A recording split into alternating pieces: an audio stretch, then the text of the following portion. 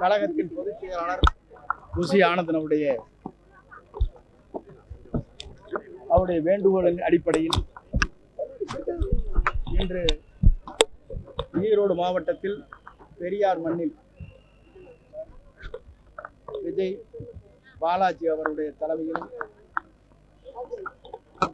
வரவேற்புரை விஜய் வெங்கடேஷ் அவருடைய வரவேற்புரையும் நன்றியுரை விஜய் பிரதீப் குமார் அவர்கள் மற்றும் கழகத்தின் அனைத்து முன்னோடிகள் நிர்வாகிகள் மகளிர் தொழிலாளர் அனைவரும் ஆர்ப்பரித்து கலந்து கொண்டார்கள். நேற்று தினம் சொன்ன உடனே இன்றைக்கு எவ்வளவு பேர் கூடியிருக்கிறார்கள் சொன்னால் வெற்றி கழகம் நாளை தமிழகத்தை ஆளப்போவது எந்த சக்தியாலும் தடுக்க முடியாது என்பதுதான் இந்த கூட்டம் இன்றைக்கு எழுச்சியோடு காட்டிக் கொண்டிருக்கிறது. இந்த ஆர்ப்பாட்டம் என்பது இனி தமிழகத்தில் நல்லாட்சி நாளை தமிழகத்தை வாழ வைப்பதற்கு ஊழலற்ற ஆட்சியை தமிழகத்தில் உருவாக்குவதற்கு மகளிர் பாதுகாப்பு அளிப்பதற்கு சட்ட ஒழுங்கை பேணி காப்பதற்கு தொழிலாளர் நலம் காப்பதற்கு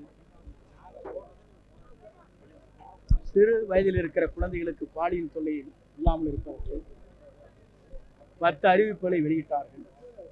இது தமிழகமே வியக்கத்தக்க அளவிற்கு மகளிர் தினத்தன்று வெளியிட்டிருப்பது எல்லோரும் வரவேற்கத்தக்கது மட்டுமல்ல, எல்லோராலும் பாராட்டுவது பெறுவது மட்டுமல்ல, எல்லா வாக்காளரும் வாக்கு சேகரிக்கின்ற அத்தனை பேரிடத்திலும் நாளை தமிழகத்தை ஆளப்போவது வெற்றி கழகத்துடைய தலைவர் தான் என்பதை மக்கள் எழுச்சியாக சொல்லிக் கொண்டிருக்கிற நிலையை நாங்கள் கண்கூடாக பார்க்கிறோம். ஆகவே வெற்றி கழகத்தை பொறுத்தவரையிலும் 234 தொகுதியிலும் வெற்றி கழகத்துடைய தலைவர் யாரை விரல் காட்டுகிறாரோ அவர்தான் நாளை வேட்பாளர், நாளை சட்டமன்ற உறுப்பினர் என்ற வரலாறு படைக்கப்படும்.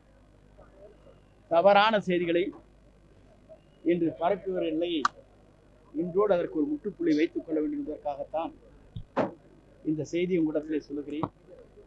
ஆகவே எங்கள் செய்தியை பொறுத்தவரையிலும் பல தொலைக்காட்சிகள் பல பத்திரிகைகள் வேண்டுமென்றே பல்வேறு செய்திகளை தந்து கொண்டிருக்கிறார்கள். எங்களை பொறுத்தவரையிலும் தெளிவாக தலைவர்கள் 2-3 நாட்களுக்கு முன்னாலே இந்த பொய்யான செய்திகளை பரப்பி வருவதை